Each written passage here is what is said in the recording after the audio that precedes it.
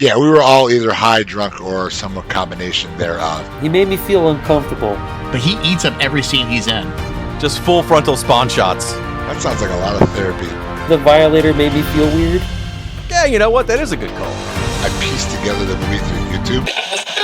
Hello and welcome to Movie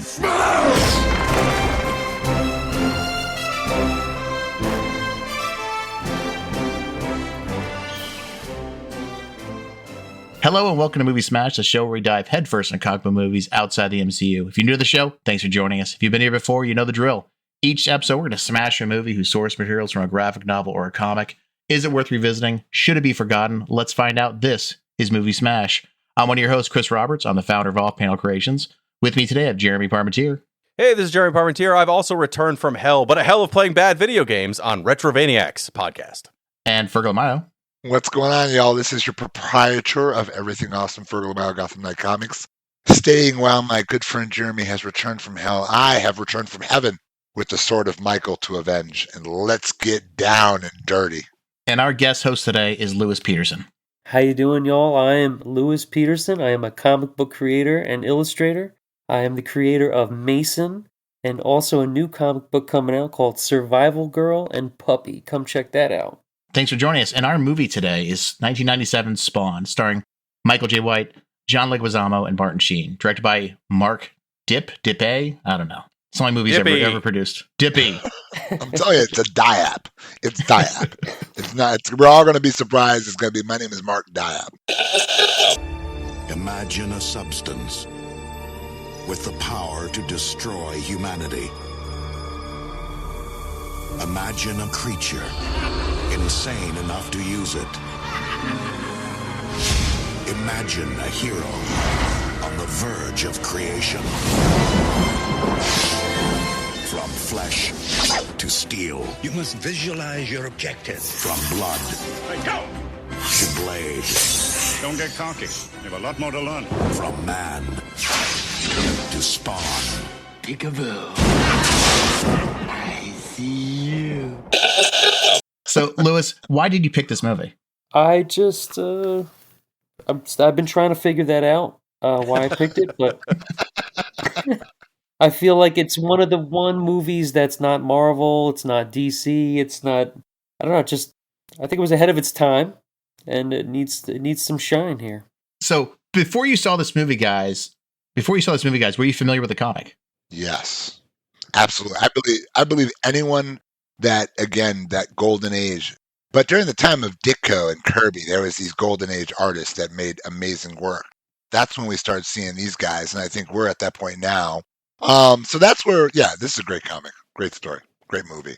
My brother was a big Spawn fan. I read a few of the comics, but not a lot. And so I more remembered things like the toys and things that were added to it because, you know, McFarlane, Todd McFarlane, who had kind of been the creator of Spawn, the original artist and everything, had these toys later that were very, very detailed, looked very, very cool, but they were not the most pliable to play with. But when you were a toy collector, and I used to work at a comic and toy store, we had all the McFarlane toys. I remember those more than the comic itself. I was a big Todd McFarlane fan. I loved him in Amazing Spider-Man, Adjective-Lived Spider-Man, and when he came out with Spawn, it just continued, and the artwork was like the main draw for me. I don't know if I really read the stories back when I first was collecting them, but I loved the artwork. I would copy the artwork and just, it was the best. It was the best thing at the time. I didn't think it was anything else at the time when it was coming out. So I had followed him until he stopped drawing Spawn. So I collected everything that he drew. And see, that's what I'm talking about, right? Like, he reinvented, both of you guys, Lewis and Jeremy, he reinvented so many genres. Again, you've got to mention, with giants like Capullo, Snyder, Kirkman, Silvestri, Leopold. These guys reinvented, but McFarlane, from both the toy game, when he came as and if you just look at toys pre and post McFarlane, you can see the difference, right? They go for much more detail orientation. There really is, and I've got them all behind me, so I got a lot of different ones behind me, and I love the detail. That's probably the best part. You might not get to play with them as much, but the detail just makes them so awesome. You can build on that. And the comics, the art was something else. It was completely, we were not used to that because we're Steranko guys. We're still looking at the 70s, early 80s. And then all of a sudden, this art comes out. You're like, what is this? Yeah, he broke all the rules of perfect everything. Like, he just made it look cool. Didn't have to follow all the rules of perspective, anatomy. It was just like this awesome page layouts and just wild poses, and it was just awesome to look at. Yeah, I wasn't familiar with Spawn at all. I could pick him out of lineup, but I had no idea who he was, power sets, anything like that. I just knew he existed. It's about it. I think you'd be afraid to pick him out of a lineup. Let's be honest. Like, if you were like, okay, who was the guy that robbed you? Is it the guy with the flowing red cape? I honestly think you'd be like, no, that's not the guy. No, I'm going to go home. Third guy from the left. So was this your guys' first time watching this movie? Not at all. No. Yeah, I know I'd seen it before, but again, based on 1997, there's a solid chance I was not non-drunk, and so I don't remember much about it except for John Leguizamo as the clown, which we'll get into, I'm sure, and not liking it very much. So I'm looking forward to seeing if I liked it any more this time around. I know I saw it. I don't remember seeing it, but I definitely saw it. I was 17, so I don't know what I was doing at the time. Probably something like that, I would imagine. Yeah, we were all either high, drunk, or some combination thereof, possibly with friends. This would have been a movie I wouldn't have taken a date to, so this would have been Homeboys. Yeah. Yeah, I was in college at the time, so I have no idea when I saw it, but I definitely saw it in theaters at that time. It was one of those random movies you see on the weekends at a very shady movie theater by College Park. College Park, Georgia? No, Maryland. Oh, Maryland. Oh, yeah, sorry. Boom, that is way off. I'm sorry. I don't even know how we got there. I apologize. Georgia. Anyway, not to offend our Georgia listeners. So, Fergel, do you have any little bit of comic book history for us? A little bit of lore? I mean, 1992, so, again, don't want to bore you with a ton of details because you should know who Spawn is by now. But it came out of Todd McFarlane's mind when he was 16. He created this book. It's actually, this character is considered one of the top 200 of all time. Longest running comic book, I believe, independent for sure. It spawned so many setup characters. It spawned a toy company that's a multi-billion-dollar company. It changed multiple industries, spawned entire lines. I think you mentioned, Lewis, the Spider-Man run. Like, there's countless lines.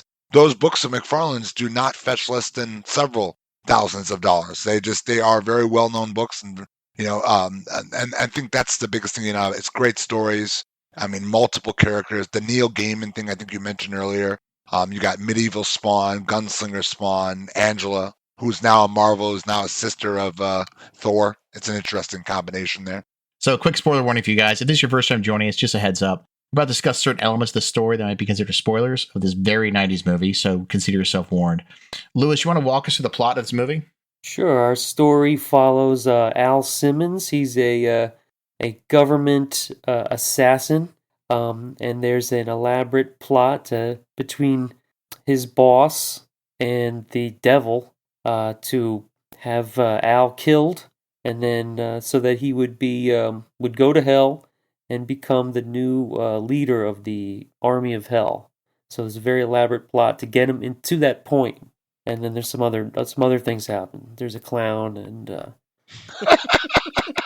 that's a dope ass clown. This is a dope ass clown. So why don't we start with that dope ass clown, the Violator? So how do you guys feel about John Leguizamo's portrayal of the clown? Well, we know how I feel. I think that a bad guy, because this is such the movie's premise had so many different holes in it, and it was, while they were trying to do an origin story, there were a lot of holes that could have pushed you out the movie. And the character, you have, because Al Simmons is playing a completely very straight Spawn. Arrgh! So you needed something to offset that, and that was not Consiglierio.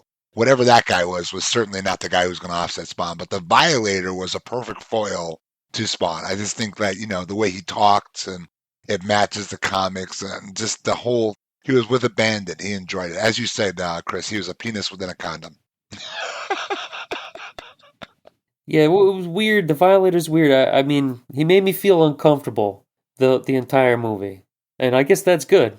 And after rereading some of the Spawn in preparation for this, he did play the character as he was in the book. So, I mean, I can't knock him for his performance. That was what I remembered before we watched it for this viewing now. For my original viewing was, I did not like John Leguizamo as the clown, but I also was not extremely familiar with Spawn at the time. I didn't know the clown character other than what he looked like, which he did look exactly like the toy in the comics. Like the makeup and everything for him actually looks really good. But I was just annoyed by him. But then watching it again this time, it's much less annoying. I think it does. I did read some Spawn in prep for this, and it does fit the comic feel, at least the early issues. I didn't read the whole run or anything, but the early issues. So I think he actually did a good job. But it's also, if you don't like John Leguizamo or if you don't like the character, I'm going to give you some bad news. He's in like 90% of this movie. So hope you like it. He's the main villain and the comic relief at the same time, which is double duty for anybody. Yeah. Yeah, he is in the majority of this movie. You're right, Jeremy. I think if you don't like the clown, you don't like clowns, you're not going to like this movie because he's in so much of it. And actually, he is pretty much the only thing I remember about this movie from my first time viewing. I remember a little bit of Spawn, but it's been 20 odd years. But he eats up every scene he's in. That tells you the strength of the movie. If all of you guys remember that most of all, even more so than, say, Al Simmons, Michael Jai White, who at the time was still riding pretty high on a lot of different stuff, then that just tells you that's like the Penguin. It's like there's certain roles where you just go as, the original Joker, Jack Nicholson. That changed the whole genre of the Joker. Well, why don't we jump into Spawn? How do you think Michael did? He's Michael Jai White. I don't think he does too many things bad. I wouldn't want to fight him. He's pretty badass. I mean, he's actually so fast. He's got super fast kicks. But in this movie, I think he was good, not great, but he did exactly what he was supposed to bring Spawn to life. I don't think there was a lot for him to work with. It was a pretty flat character. They didn't really go into it. You didn't really get to know him. You know what I mean? It was like, it was just flat. I don't know. I don't think it was his fault. No, I don't think it's his fault. I think the script didn't help him, and it's an origin story, so there has to be like him learning what his abilities are, who he is, what his power is, what his purpose is. And that is learned throughout the movie, but especially at the start, I think he's very flat. He comes across as that kind of stone voiced Batman kind of feel to it, but without any of the background. Like Batman has a purpose. He knows what he's doing. This is just like, why am I here? What am I doing? And that's kind of the first half of the movie. He turned down playing Jax in Mortal Kombat for this role. This is a good choice. I would have taken this. This is definitely a good choice. This has become cult classic status in this movie. I was watching an interview and I have a quote for you from Michael, and it gives you a good sense of how he feels about this movie. And he said, "There is no footage of me ever saying that I liked Spawn. I have never said that I thought it was a good movie." Well, wow. At least he's honest. I'll give him that. Yeah, that's awesome. Well, that's why I think they're looking at Jamie Foxx for the new remake. Well, we'll get in the remake in a little bit, but the next one guy I want to talk about is Jason Wynn, played by Martin Sheen. He is the other villain of the movie. How do you feel his portrayal was as a comic book villain? I just didn't think he fit. I just didn't like him. I think over the top would be a good set of words. I think he kind of slightly over the top, almost non-believable in some ways. I agree with that. There was one part where I thought was really funny. It was like they're telling him that he's got to get that device put on his heart, or so when if he dies, he'll release the virus. And they're like, "You got to do that." And he's like, "Oh yeah, no problem." He had no, like, he didn't, like, you're gonna put a device on your heart, and he was just like, "Oh yeah, let's do that." Like he didn't even flinch on that. He's like, "Yeah, let's get that done." What a good idea! I just thought that was so silly. Well, and he gets the advice from a guy who he knows works with demons. He's like, "Yeah, you know what? That is a good call. I'm going to do that." I think in general, he's very one dimensional. There's no like, they don't try to make him human. He's just a bad guy. He's the Lex Luthor, where it's just like, I've got a bad idea and I'm running with it. My goal is domination. It's nothing else. It's not like, well, I'm doing this because my uncle died. I'm very stuck. No, there's none of that. He's just like, well, yeah, what do I need to do to control the world and have everyone that doesn't, want to follow me die a horrible death? And so that's what he's working with. Even his like when they at the start of the movie, he's the one who betrays Al Simmons and gets him killed, and he does it because this demon guy told him to do it. Because other stuff he wants, like, well, I'll do this for you, but first you got to kill this guy. And he's like, why? He's like, why not? Like, okay, and he just does it. Like, he's worked with him for years. There's nothing that's going to stop him from doing whatever he needs to do to succeed in his plan, which is clearly a bad plan, like an evil plan. So from that, it's in one way it's good for a comic movie sometimes to have that kind of black and white, good, bad, and he's clearly bad, right? There's no good there. But because of that, he's also not that interesting. He's just like, yeah, I'm a bad guy, by the way. Like, yep, we know. Right, yeah. I agree. It's such a shame because it's Martin Sheen. And, that was a big name to be gathered for that movie. So I think there was and I'm sure he enjoyed it. But again, and I'm sure he didn't have much of a script to work with. But I think the really good ones, when they decide to dive in, that's why I like the John Leguizamo role. I can't even say his name now. Because when the really good ones, when they dive in, they just throw themselves all in, even though they don't have to. They could still literally phone it in. Well, and in some ways, because John Leguizamo's the clown / Violator character is so over the top, it's kind of good that this character is just a straightforward, like, no, I'm bad, and I'm just going to do whatever it takes and fuck everybody else. I'm going to get my plan to go through. I'll backstab anybody, whatever it takes to get there. Right? He doesn't have all these funny lines. He doesn't have all this extra need to chew up the scenery. To someone else is doing it for 90% of this movie. Yeah, I really don't understand his plan at all. Not Martin Sheen's plan. His was just the role, but Jason's plan as an overall story arc, I don't understand what he was trying to accomplish. I mean, he dies, the world dies, basically, right? Yes. And is his goal? You said world domination. Did he actually say that at any point? I don't remember saying I believe that. he wanted. Yes, he wanted to rule the world. Consortium.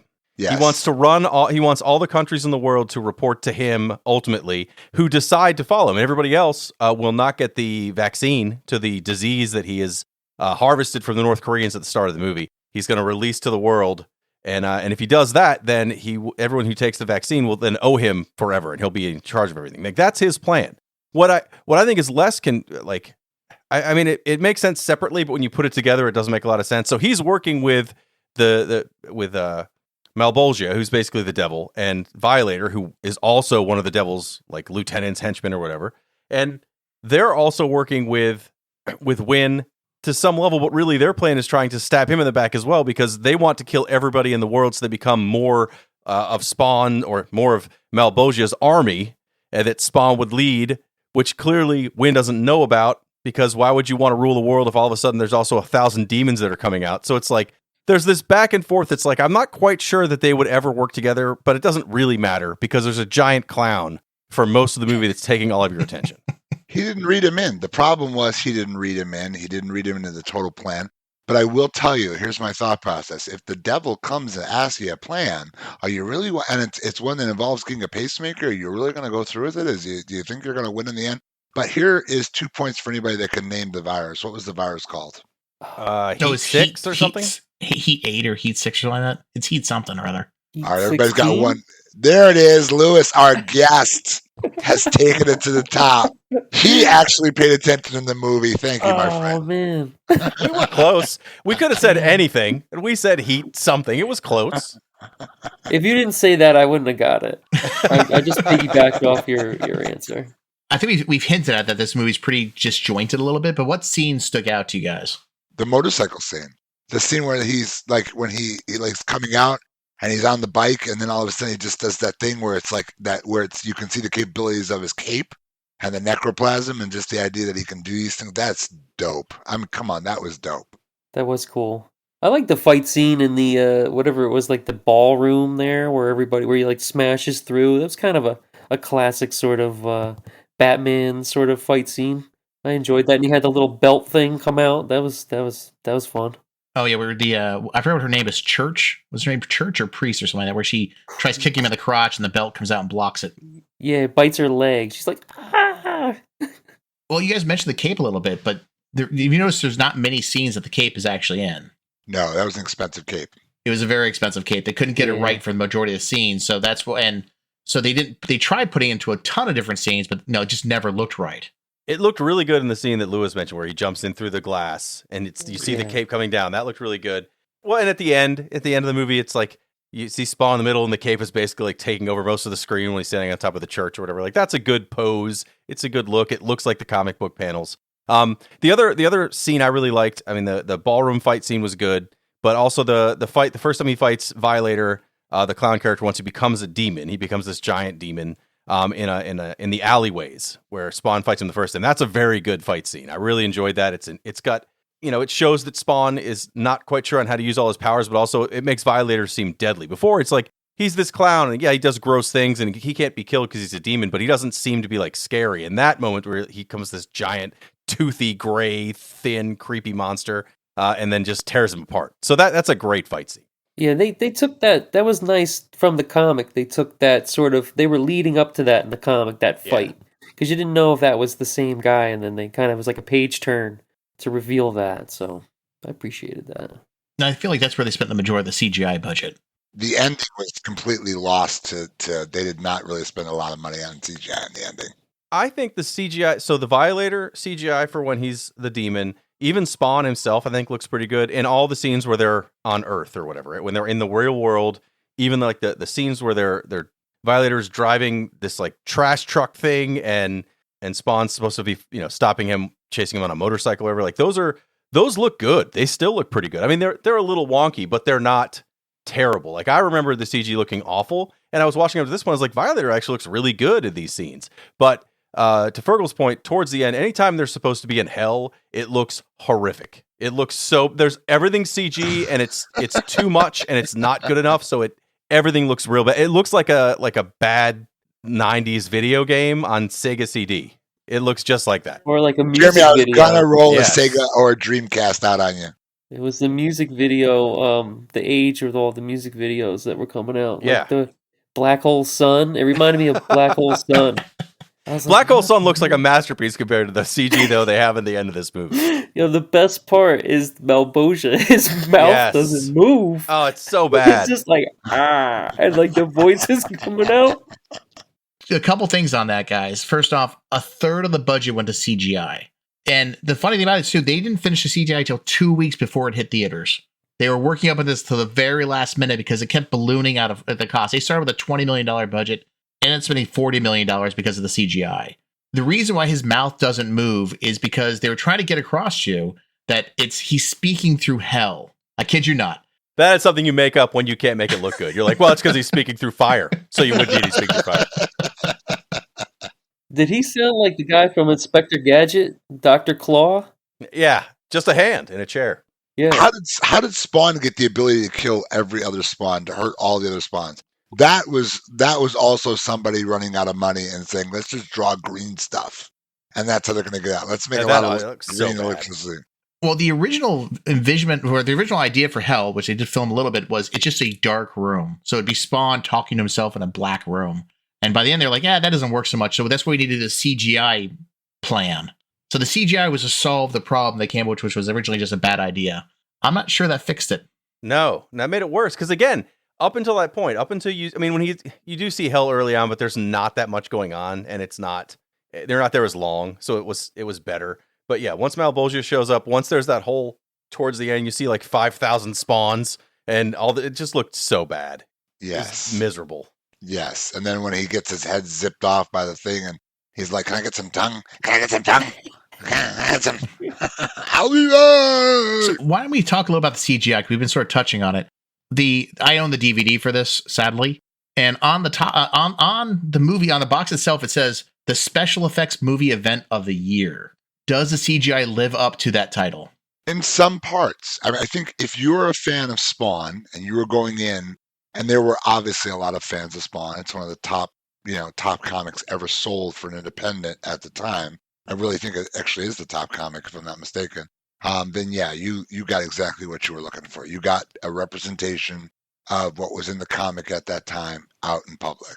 This is a bold claim to say in 1997 that this is the CGI of any year, when this is the same year that the Star Wars special editions came out, which were also heavily, enhanced with CGI, where you didn't even notice half the time. It was just stuff they added in the background.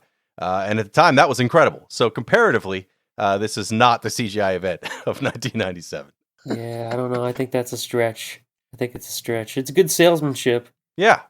I was reading some facts about it. I think it was like they actually subcontracted 22 different special effects companies to make this thing happen. So maybe I think they're not looking at as like movie event of the year as in it's amazing. It's just a big event. They had a bunch of people show up, hang out for a little bit. I think it was actually good CGI. Now that's the whole world they look at. I actually, when I had my physical store, I had several customers that were actually VFX creators for Marvel, and they had special put in T1, T4 lines, massive NDAs that are like 400 pages, and they had to put out this data for 10 or 15 seconds of a VX scene. But that's not 1997. Like in 1997, this was a lot of CGI. So I do agree. There's a lot. And again, when they're not in hell, I think it actually still looks really good. So I was impressed with some of the CGI in this movie. But when you're not impressed with it, it's very, very unimpressive.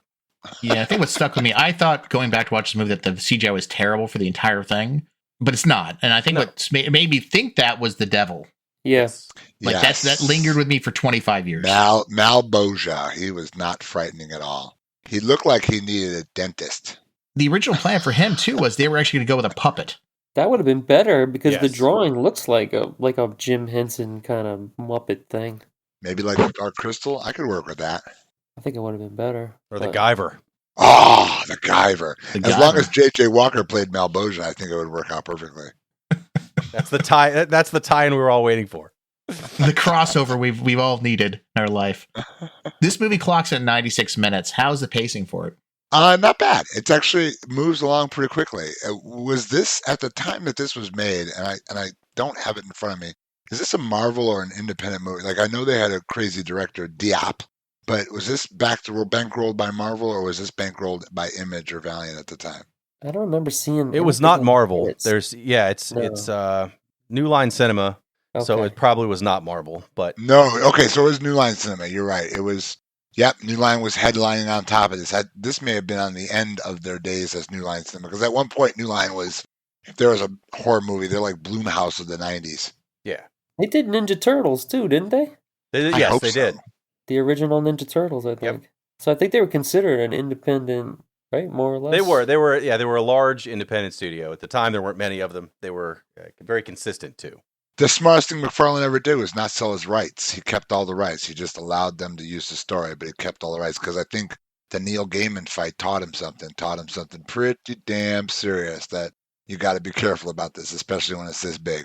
Yeah, when he was trying to pitch this around, he was actually looking for a lot of upfront money, but to get the budget, no one wanted to give them $40 million or $60 million to make it. So he decided to take $1, but he had to keep all the merchandising rights. Mm-hmm. Well, that works Smart. when you own the toy company. Yep. Exactly. Smart. He's a smart dude. Definitely business wise. Yeah, again, not often. And I would also put him in the same category. I'll say it again, Rob Liefeld. At a certain point, you can, create that character because I mean, there are guys like Alan Moore who should still be getting, all of the rights off Swamp Thing because all of the new movies coming out with that. And he's pretty much, I believe, if I'm not mistaken, I think he sold those things off or doesn't own his majority of them. I didn't even have anything to begin with. Yeah. Like those DC things. And he also hates working with people to make movies. What, Alan Moore? Yeah. Oh, wow. What do you think about Todd McFarlane's performance in the movie? So I blinked through YouTube because I wasn't going to rent it today. So I pieced together the movie through YouTube. So which scene were you referencing? That Todd McFarlane He's like a homeless guy, isn't he? Yeah.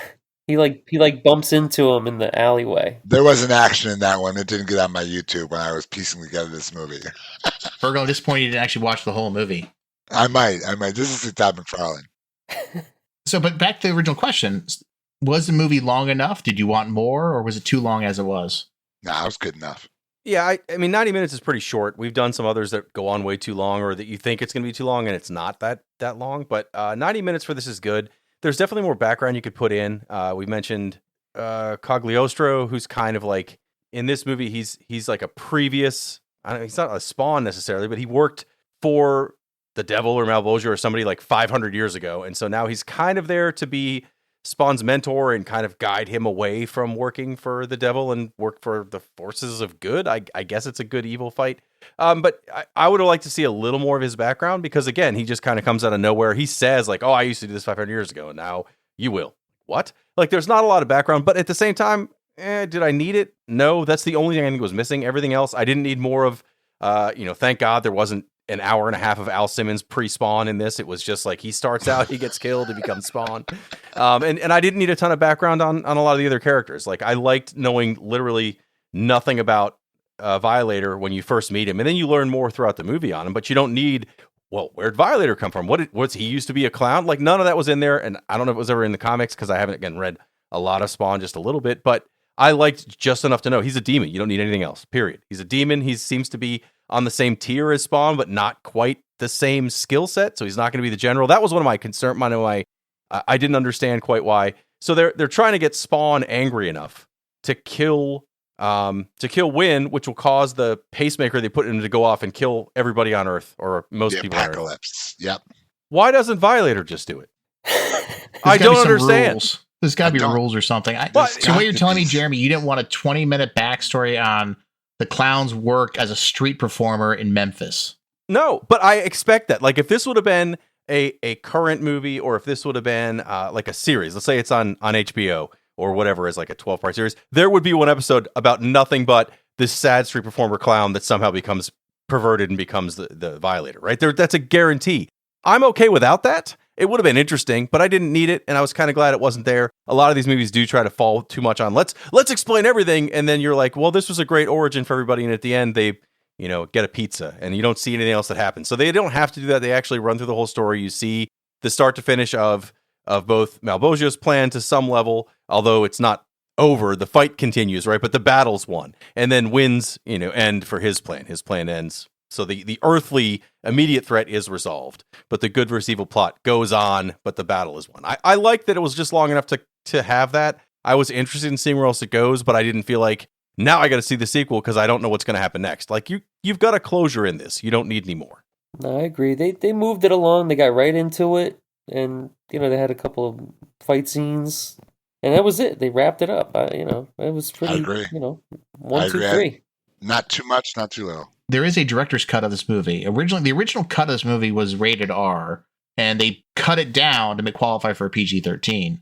Do you want to see the rated R version of this movie, the director's cut? Do you have the director's cut? I do not. I was going to say you had it on DVD. I assumed you had the director's cut. I mean, if the director's cut is increased violence, then I would say in this case that's fine, because it's a very violent kind of character. That's okay with me. If it's, do I need more scenes in hell? No. Do I need a more story about the homeless kid he hangs out with? No. So depending what the director's cut is, I might want to see it. And if it is literally just cutting out fight scenes and violence or whatever for the sake of getting the rating, sure, I'd like to see what it was.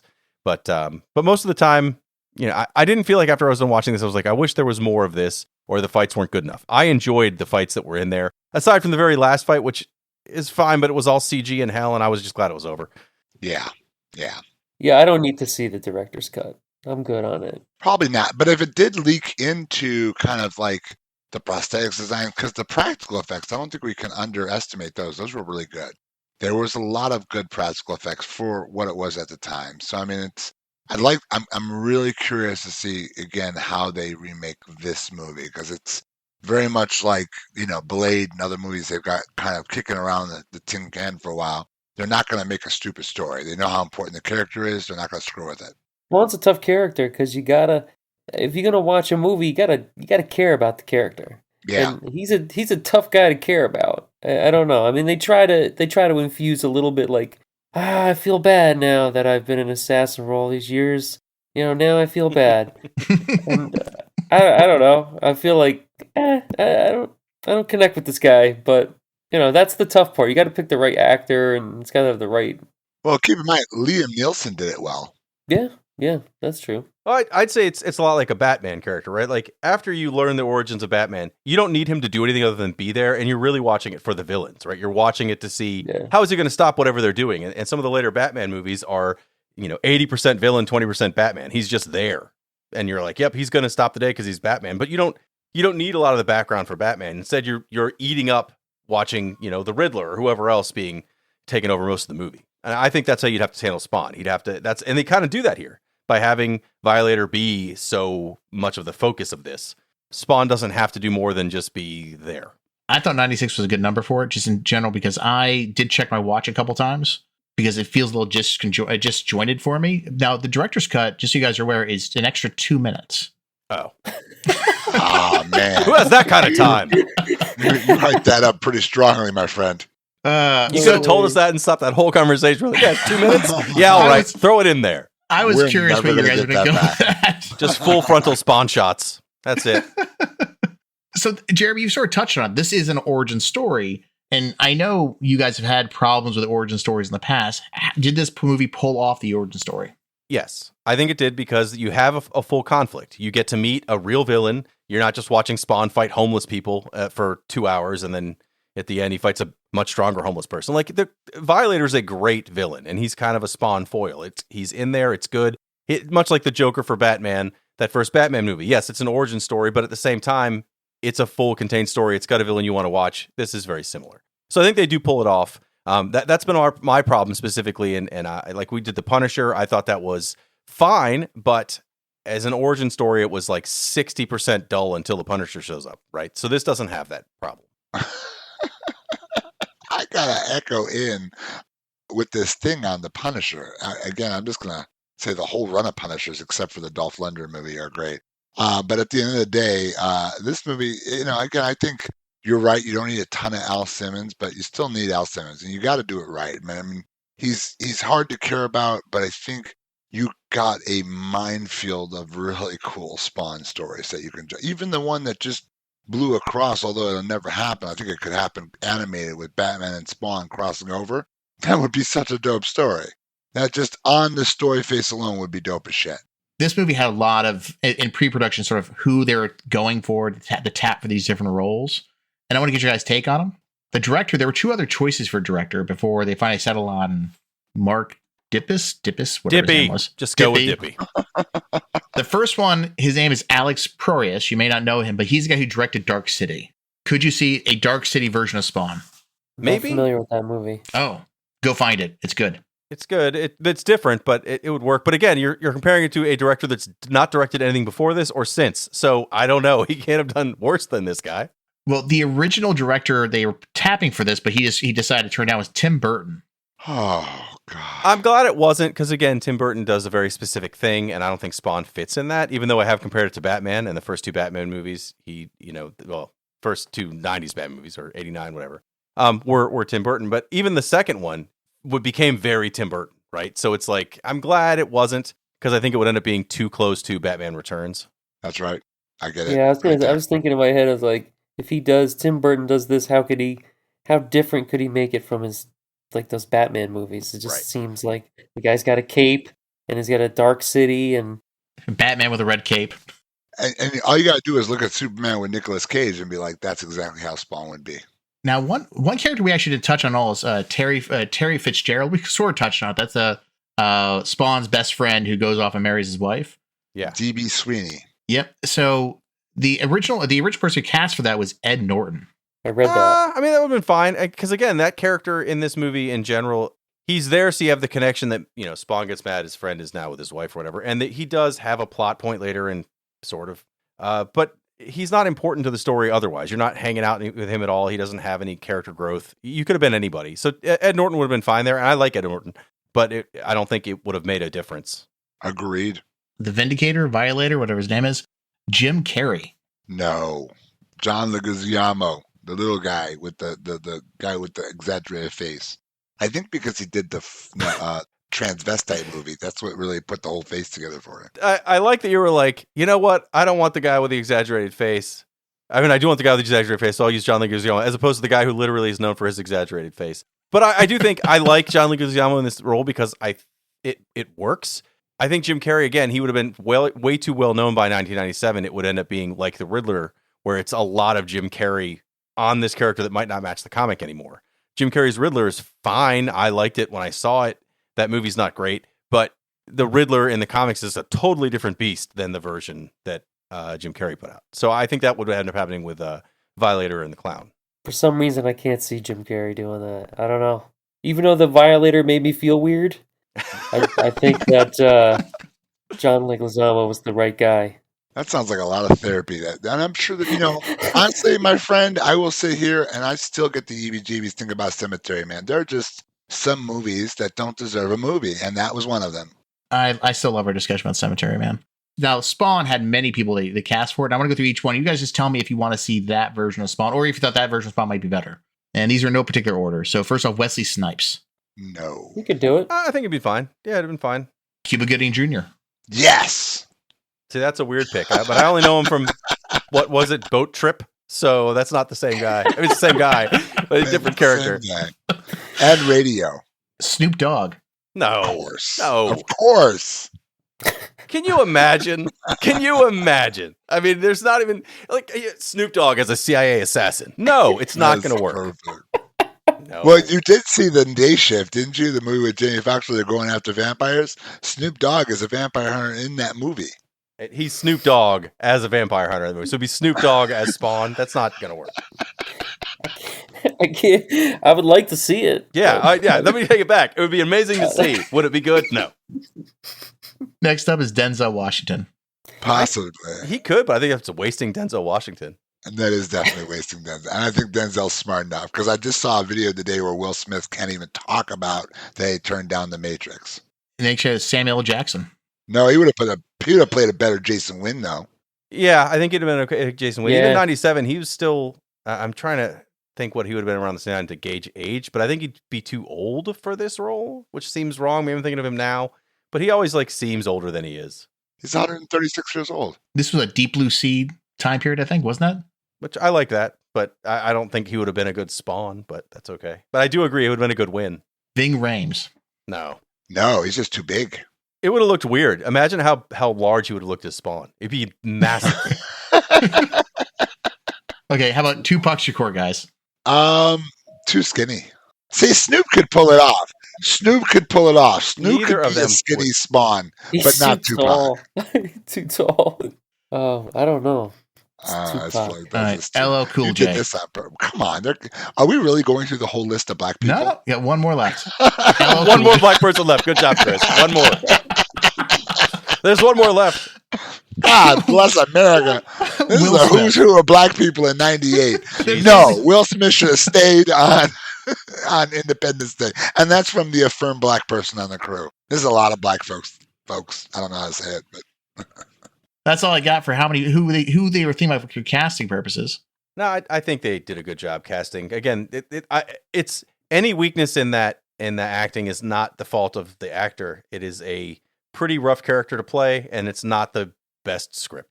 So exactly. And so that's right there. This movie doesn't suffer from good talent. I mean, again, Michael Jai White is a badass martial artist. I actually wish we just saw more of that, but it does suffer from bad script writing.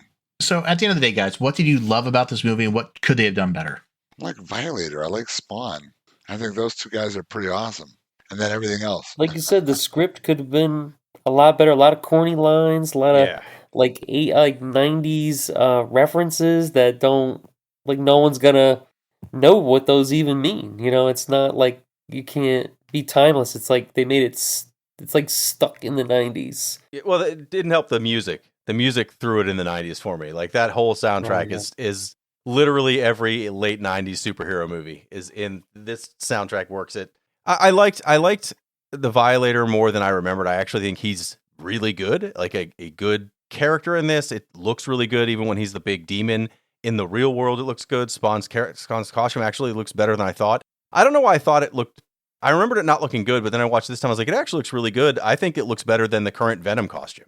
I think the current Venom costume looks pretty bad in the Venom movies, but I think this actually looks better than that. What I think they did, and again, this is a script issue because I've only read the first few Spawn comics, but the Spawn comics in the original comics, he can't remember what's going on in his past, and he sees things that remind him who's this woman I'm thinking of in my head. Oh, he finds out it's his wife when he sees a locket or a ring or something.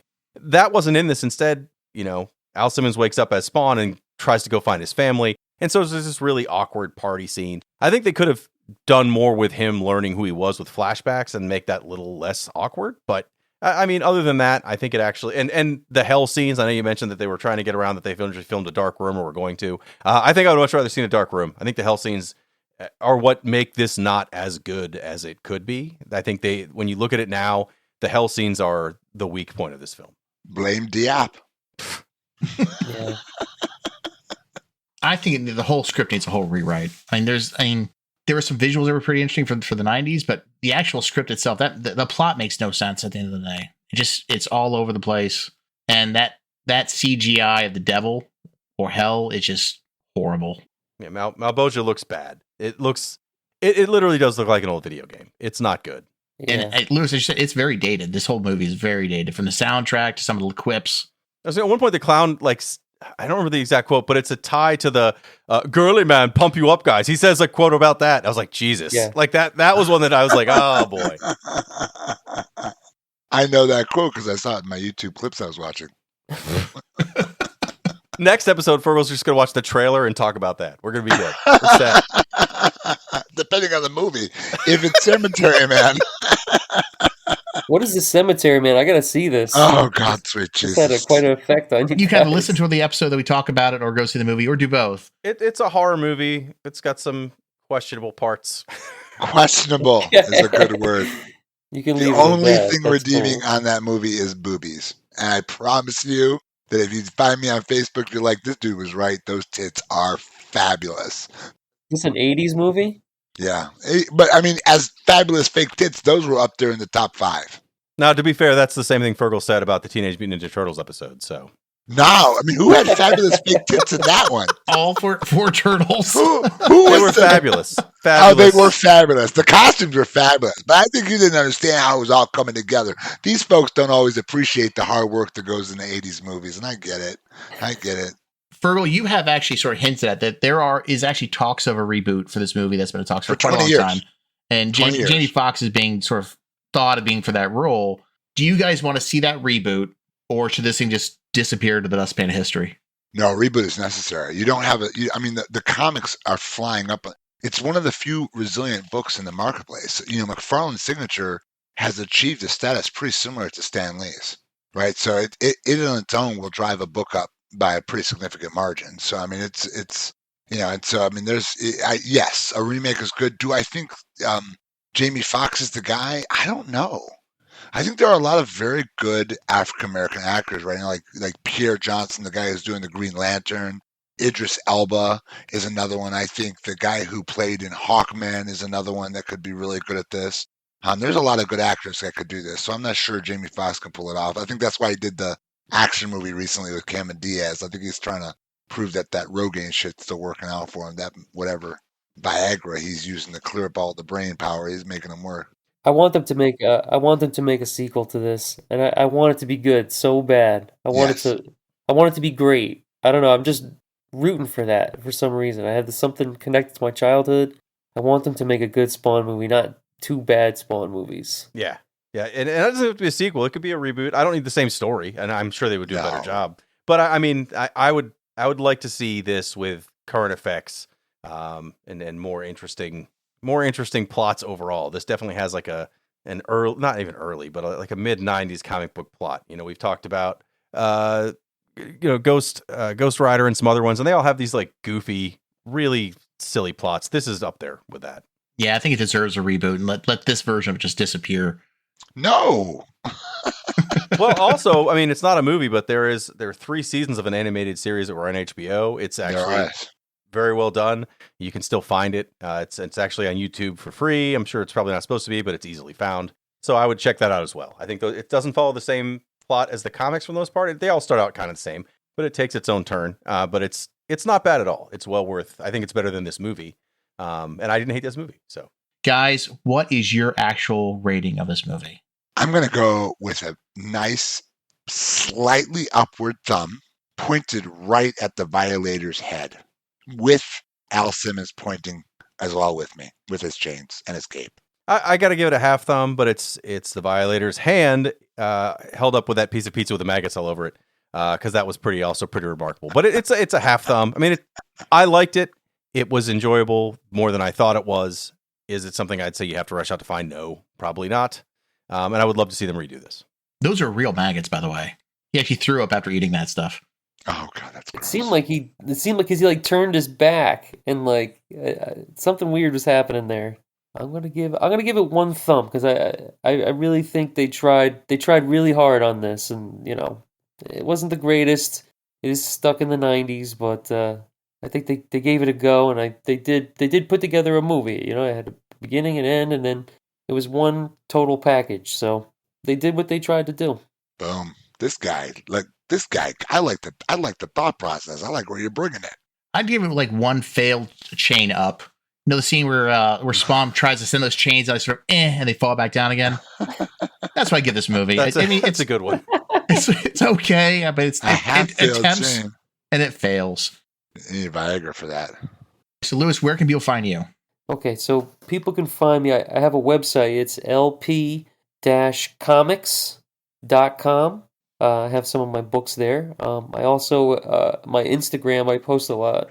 So it's Louis, Louis, 1022 1980. I have to change that, but I will one day. And so check me out. I have a lot of my artwork on there, and you can see all the different stores where I have my books. And I also just want to make a quick mention. I'm publishing a book. It's at the printers right now. I'll have that ready for spring. Survival Girl and Puppy #1. And then I also am working on another comic with a writer. His name is Kevin Michael Rowe, and we are working on a comic called Invasion on Center Street, and it's like a sci-fi horror yarn. It's going to be a lot of fun, and you can check him out at, what's his website here? I'm going to put his stuff in the show notes along with my other stuff. On our website, there's a page for our guests where people should be able to find your links as well. That's awesome. Thank you so much for that. And Jeremy, where can people find you? You can always find me every 2 weeks here, but also at retrovania.net, where we have a podcast called Retrovaniacs. It comes out 4 times a month, along with some Twitch streams and videos. Well, you can find me right here on Getting Your Movie Smashed. Otherwise, you can find me at Get Your Nerd On. You can find me on Instagram. You can find me on Facebook. You can find me on TikTok.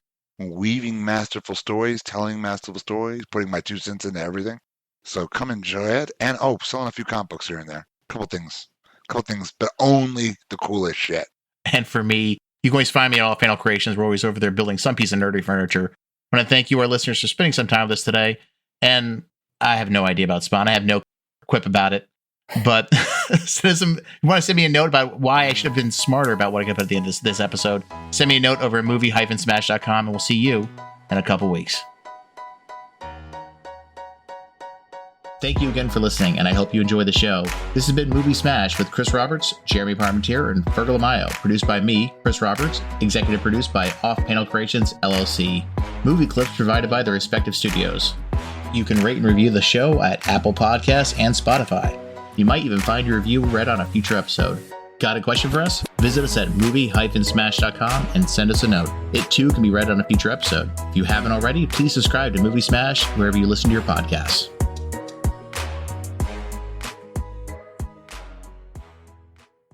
Next episode, Fergel's just going to watch the trailer and talk about that. We're going to be good.